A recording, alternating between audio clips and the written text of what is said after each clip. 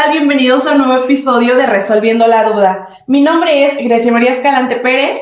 Y yo soy Gerardo Papalozzi Hernández. Y con nosotros se encuentra el licenciado Víctor Hugo Vázquez López. Y hoy nos viene a platicar de la masonería y el derecho. Bienvenido, licenciado. Muchísimas gracias. Gracias por la invitación. De verdad, estoy muy agradecido por la invitación. Gracias. ¿Le parece si empezamos las preguntas? Por favor. Bueno, como primera pregunta de este podcast tenemos, ¿qué es el derecho para la masonería? Bien. Fíjate que es importante el poder en algún momento determinar este tipo de dos conceptos. La masonería es una asociación iniciática, liberal y filantrópica. Muchos piensan que la masonería es una religión cuando realmente no lo es. Es una escuela iniciática que a través de ciertos ritos, va a tratar de contribuir a la mejora del ser humano. Y la ciencia del derecho, pues al final del día es ese conjunto de normas jurídicas que regula, si bien es cierto, la conducta y que el fin primordial precisamente es el bien común. Entonces, creo que estas dos definiciones van completamente de la mano. El derecho siempre va a tener precisamente un fin totalmente de bien común, de forma liberal, y precisamente la masonería también es esta asociación que busca también este bien común, ¿no? Y como fin principal es la fraternidad entre las personas. Ok, licenciado. Bueno, yo tengo una duda. ¿Qué significa para ustedes la regla y si tiene el mismo significado en la masonería, y el derecho? Claro. Sí, mira, en la masonería realmente se basa en ciertos principios y en ciertos símbolos. Uno de esos símbolos es la regla de 24 pulgadas. Esta regla, que al final de cuentas es un instrumento que se utiliza en algunas otras materias dentro de la masonería, representa las 24 horas del día. Es decir, que por lo regular una persona iniciada en el ámbito de la masonería, tiene que reglarse su conducta a través de estos tres elementos, es decir, 8 horas para descansar, 8 horas para trabajar y 8 horas para el estudio. Entonces, eso da precisamente el hecho de poder conjugar ese elemento respecto a la normatividad de una regla de conducta. Entonces, en el ámbito jurídico, pues evidentemente una regla, pues hablamos que es una norma, una regla de conducta, ¿no? Es una forma de cómo nosotros vamos a poder determinar nuestro comportamiento, ¿no? Si bien es cierto, las personas pueden tener en algún momento derechos, pero también hay ciertas restricciones. El derecho mi derecho termina en donde empieza el derecho de Grecia. Entonces, al final del día, esa regla de conducta a mí me va a permitir precisamente estar en un ámbito social y que pueda haber esa transición importante. Muy bien, licenciado. ¿Usted me podría decir qué hay de cierto que la masonería participó activamente en la Constitución de 1917? Fíjate que hay muchos mitos, sinceramente hay muchos mitos y hay muchos videos que en algún momento algunos autores pueden mencionar que muchísimos de los ámbitos liberales de México tuvieron tendencia masónica. Creo que es a abierta mano el hecho de conocer de que Benito Juárez, pues sí fue uno de los masones más importantes. Entonces a él le debemos precisamente la Constitución de 1857, que se conoció como Leyes de Reforma, que al final del día fue la que vino a sustituir la de 1917. Entonces, sí tiene tendencias, claro, sí hay tendencias importantes respecto del ámbito particular, pero creo que la tendencia más importante y a nivel mundial fue la Revolución Francesa. La Revolución Francesa tenía un lema bastante masónico, que es libertad, igualdad y fraternidad. Y la gran mayoría de sistemas jurídicos a lo largo del mundo, y uno de ellos fue México, imitó precisamente algunos de estos principios que en su gran mayoría eran liberales. Hay errores, un ejemplo que podrían decir que Miguel Hidalgo y Costilla fue masón, porque finalmente en ese tiempo la masonería no se desarrollaba tanto, ¿no? Entonces, al final del día sí hay incidencias dentro de la Constitución de 1917 con algunos revolucionarios y respecto precisamente de la Revolución Mexicana, pero al final del día no hablamos de un tinte completamente masónico. Ok. Entrando ahorita en la historia, a mí también me surge una duda. ¿Qué hay de cierto que la masonería participó en la creación de ombudsman en México? Ok, fíjate que la figura del ombudsman, que es la figura, el titular de la Comisión Nacional de Derechos Humanos, o en su caso, en nuestro estado de Tlaxcala, la ombudsman person, que es la representante, la titular de la Comisión Estatal de Derechos Humanos. Fíjate que esta figura es una figura que surgió en Suecia en 1779, en donde esta figura es un representante, es un cuidador, es un velador de derechos, pero sin tener intereses propios. Entonces, por eso, actualmente la Comisión Estatal de Derechos Humanos es un órgano de control constitucional, no jurisdiccional, pero que al final del día tiene ciertos tintes también participativos respecto a derechos humanos. Sí hay ciertos, les repito, a lo largo de la historia vamos a poder encontrar muchísimas personas que en algún momento fueron iniciadas dentro de la masonería. Probablemente, ¿por qué no aparece en los libros de historia? ¿Por qué no aparece en algunas bibliografías muy sonadas? Sino porque realmente lo que les mencionaba, ¿no? La masonería, si bien es cierto, no es secreta, pero discreta, ¿no? Hay un cierto voto de discreción que en algún momento, como iniciados, en algún momento tienen que considerarse, ¿no? Entonces, sí, realmente el hecho de poder cuidar, el poder preservar o reservar los derechos humanos, también en algún momento es un principio básico dentro de la masonería. Como usted lo mencionaba, que no es secreta sino discreta, de los integrantes que existen dentro de la masonería, ¿qué porcentaje aproximadamente de ellos son abogados o se dedican a la abogacía? Claro. Mira, nosotros somos los presidentes de una logia llamada Valentín Gómez Farías 86 número 2. Esta logia masónica tiene 88 años de haberse fundado precisamente aquí en Apizaco. Es una de las logias más longevas dentro del estado de Tlaxcala. Fue fundada por ferrocarrileros, es decir, al final, cuando ustedes saben que Apizaco es una ciudad ferrocarrilera, y que al final del día, precisamente hombres libres y de buenas costumbres, trataron de en algún momento llevar algunos de estos ideales. Entonces, a lo largo de 88 años de trabajo ininterrumpido, podemos decir que pues yo creo que en un porcentaje aproximadamente el 60% de los integrantes son abogados.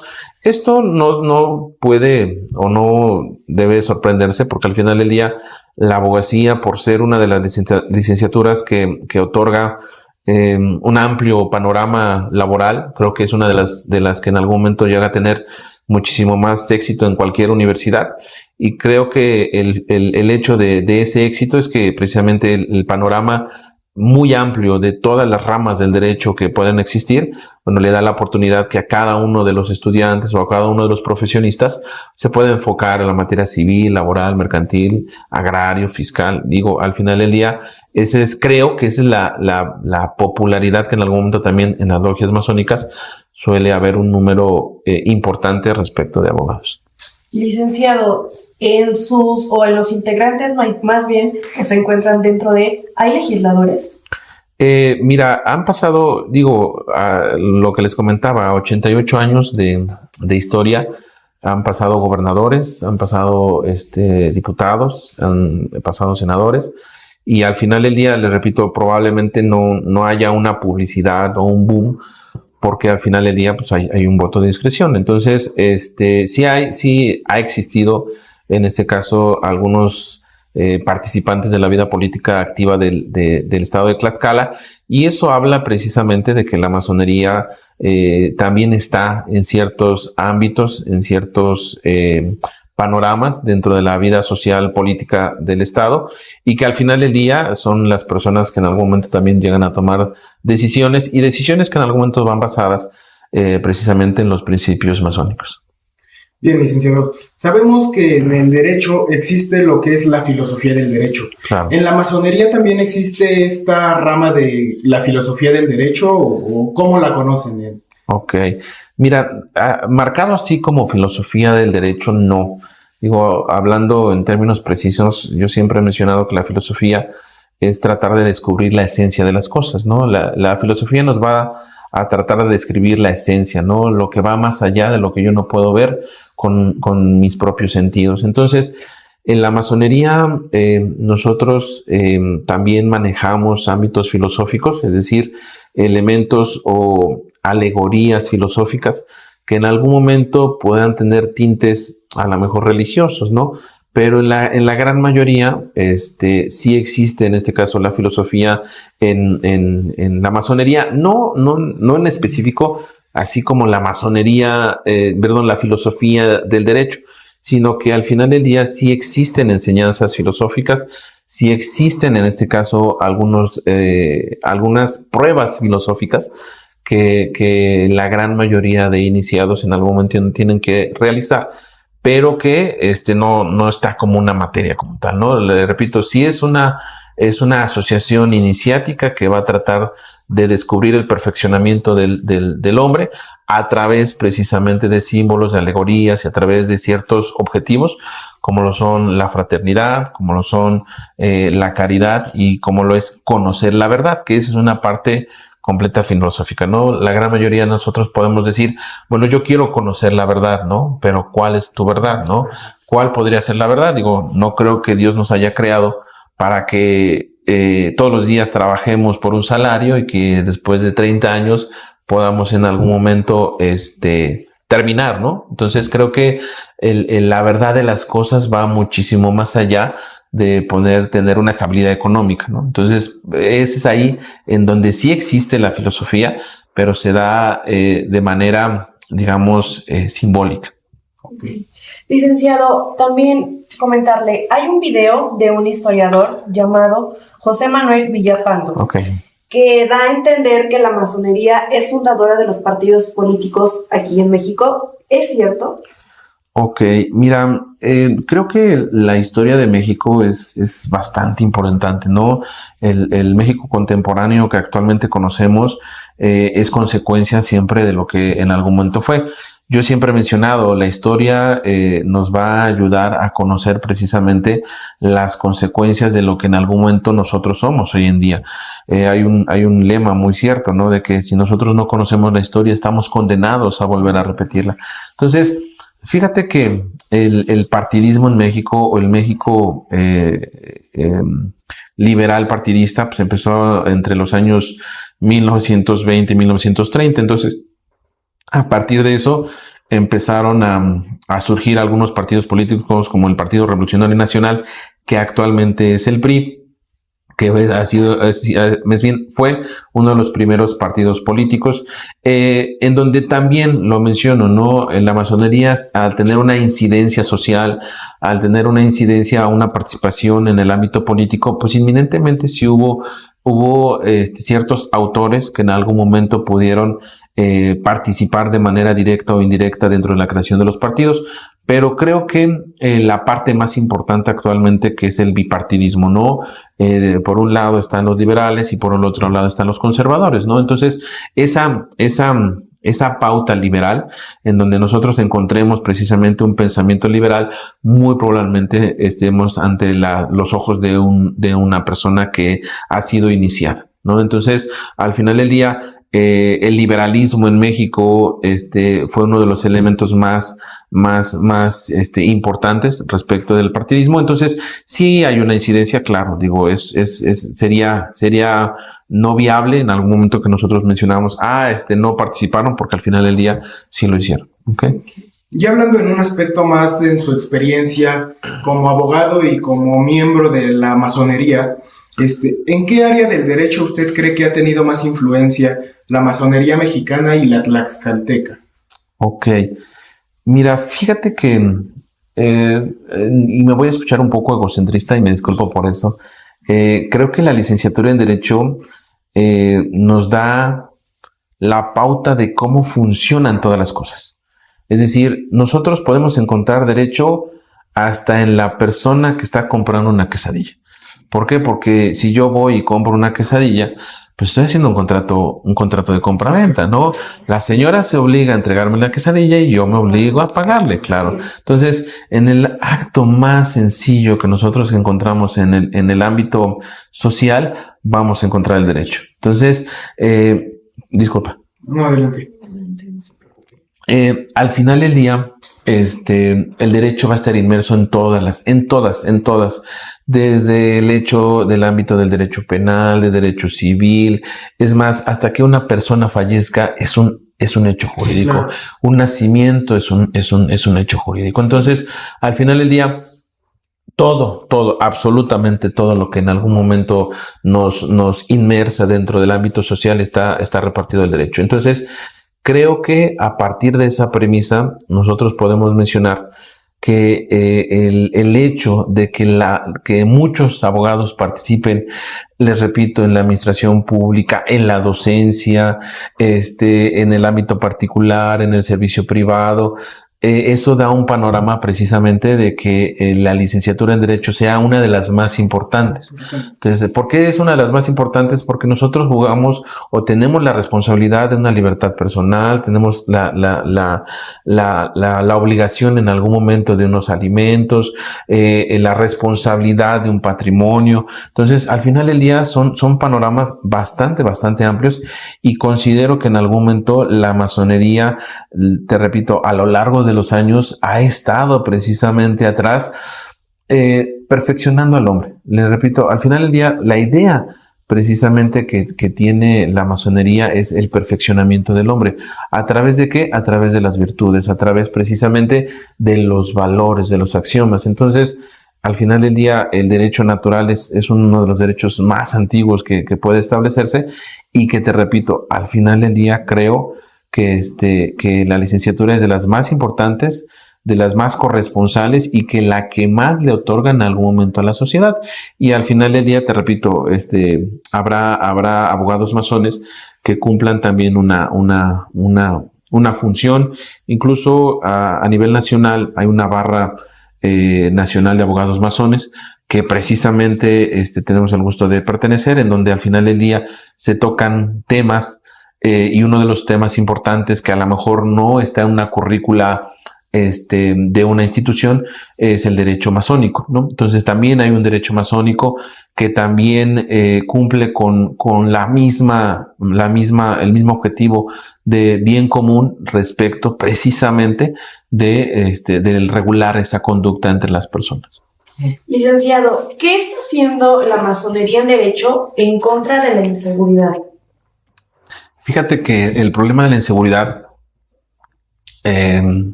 no tiene origen en el sentido de que pongamos más policías. Es decir, ustedes que son estudiantes en Derecho, podemos hablar, no sé, de unos delitos más complicados en el estado de Tlaxcala, que es el delito de trata de personas, que Tlaxcala en incidencia es uno de los primeros estados a nivel nacional y a nivel internacional, desafortunadamente, ¿no? En Tlaxcala se exportaban mujeres a Nueva York y a California desde el municipio de Tenancingo, Tlaxcala. Entonces, pero ¿qué ha hecho en este caso el derecho para poder disminuirlo? Pues poner penas enormes, ¿no?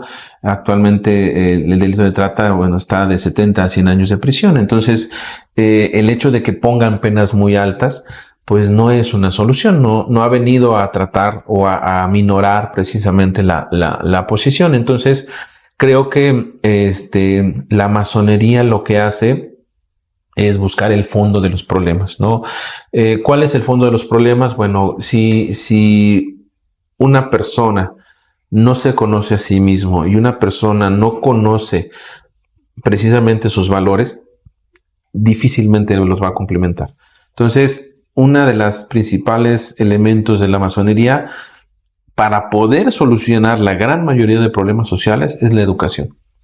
La educación va a ser la única manera de que nosotros podamos en algún momento superar a estas personas. Un ejemplo, yo tengo esta botella, ¿qué va a hacer que yo no me la robe? que me pongan una pena de 100 años, no lo va a hacer porque probablemente tengo sed y me la voy a tomar. Sino que, tratar en algún momento de aminorar y saber que eso no lo debo de hacer precisamente por un principio. Entonces, yo creo que el objetivo principal de la masonería es precisamente ese perfeccionamiento, y ese perfeccionamiento derivado de la educación, derivado de la preparación, derivado de la constancia, y que va a ayudar precisamente en algún momento a resolver el problema de fondo. Porque al final del día, les repito, el poder aminorar penas o poner un policía a cada una persona no va a ser la solución. No va a ser la solución. Entonces creo que al final del día dependerá precisamente de atacar el problema de raíz. Entonces creo que la masonería a lo largo del estado de Tlaxcala, porque al final de cuentas hay muchísimas logias en donde en algún momento se trabaja precisamente este perfeccionamiento, pues entre más ámbitos podamos establecer, bueno, podrá resolverse de mejor manera, ¿no? Entonces, al final del día, yo siempre los he mencionado, cuando nosotros hacemos alguna actividad, no sé, si yo voy a ser el abogado, pues tengo que ser el mejor abogado en mi materia, tengo que poner todo de mí para que en algún momento pueda ser. Bueno, si yo soy papá, bueno, tengo que ser el mejor papá. Si yo soy el esposo, tengo que ser el mejor esposo. Si yo soy un ciudadano, tengo que ser el mejor ciudadano, ¿no? Entonces, creo que esa es la parte en donde la gran mayoría, la masonería da esa pauta para poder solucionar algunos problemas sociales. Bien, como siguiente pregunta y relacionada a la pregunta anterior, ¿me podría decir qué está haciendo la masonería en derecho y en favor de la salud? Ok. Mira, uno de los principales objetivos de la masonería es la filantropía. La filantropía es el amor a la humanidad, el amor incondicional a la humanidad. Y esa filantropía que realmente, sinceramente, se está perdiendo, ¿no? Hoy en día vemos, y lo voy a decir muy cruel y me disculpo de antemano, hoy vemos cómo en algún momento de febrero, en diciembre, visten una imagen del niño Jesús y le compran las mejores ropas y le cambian de ropita cada año, y ven un niño en la calle descalzo y prefieren taparse los ojos, ¿no? Entonces creo que no hay congruencia respecto de eso, ¿no? Entonces creo que actualmente la filantropía debe ir precisamente a ese amor a la humanidad. Entonces, si yo como ciudadano puedo ayudar a alguien a poder, no sé, con $1, con $2, con $10, con lo que sea, probablemente le habrás cambiado la vida a esa persona, ¿no? Entonces creo que la masonería lo que hace es precisamente buscar ese amor a la humanidad a través precisamente de acciones filantrópicas. En algún momento en nuestra asociación realizamos algunas actividades que van encaminadas precisamente a la filantropía, y que al final del día se hace siempre en secrecía, ¿no? Yo siempre he dicho, la filantropía se pierde cuando se publica, ¿no? Entonces, si yo me agarro mi celular y digo, mira, le estoy dando $10 a un niño, ¿no? Y lo publico y todos van a decir, ah, qué buena persona, se pierde la filantropía, ¿no? La filantropía se hace en secreto, cuando probablemente nadie te vea, y eso es en lo que en algún momento a ti te va a poder ayudar y te va en algún momento a satisfacer algunas cuestiones que pudiera darse. Entonces, creo que el problema de salud es grave en México, pero creo que el hecho de poder echarle toda la responsabilidad al Estado también es incongruente, sí, ¿no? Es totalmente incongruente. Digo, si yo estoy enfermo de diabetes y me eché unas gorditas de chicharrón y 2 litros de coca, sí, digo, eminentemente yo puedo decir, claro, oye, pues cúrame, ¿no? El seguro no me cura. Entonces, al final de cuentas, también es una pauta de también cambiar esos valores que nosotros traemos para poder inmersarlos en la sociedad. Sí. Licenciado, la última pregunta. ¿La masonería es teoría o es práctica del derecho en México? Mira, al final del día, y ustedes como estudiantes del derecho lo van a entender un poco más, no podemos practicar sin teoría. Es decir, yo no puedo pararme en un juzgado si no antes tuve que aprender presupuestos procesales, tuve que aprender teoría general del proceso. O sea, yo tengo que tener un panorama. Yo tengo que tener un panorama de lo que voy a hacer, ¿no? Si yo me paro ahí y digo, bueno, pues ahora qué voy a hacer, pues tampoco, ¿no? pero también yo puedo ser un inminente doctor en Derecho y tener todos los títulos habidos y por haber, pero si yo jamás me paré en un juzgado, no vas a tener la experiencia ni la vivencia de lo que es un juzgado. Yo puedo decir de que yo les enseño una clase de Derecho Procesal, les enseño qué es una demanda y pero ya cuando ellos lo viven, ya cuando ellos lo transforman, ya es cuando realmente te das cuenta, ¿no? Yo les puedo hablar de una audiencia inicial, ¿no? Pues fíjate que viene el control de detención, fíjate que viene la formulación de imputación, fíjate que viene la vinculación a proceso. Y a lo mejor ustedes lo van a visualizar, pero el día que ustedes lo vivan, realmente va a ser completamente diferente. Entonces, siempre debe estar junto con pegado la teoría con la práctica. Entonces, hablando precisamente de la masonería sí te va a dar precisamente el enfoque para ese conocimiento, para ese estudio, y que ese conocimiento y ese estudio lo tienes que aplicar en tu vida, ¿no? Entonces, sí es lo mismo sucede en el derecho. Yo tengo que aprender derecho en las aulas. Yo siempre he mencionado, ¿no? Hay una frase bastante interesante en la licenciatura que el derecho se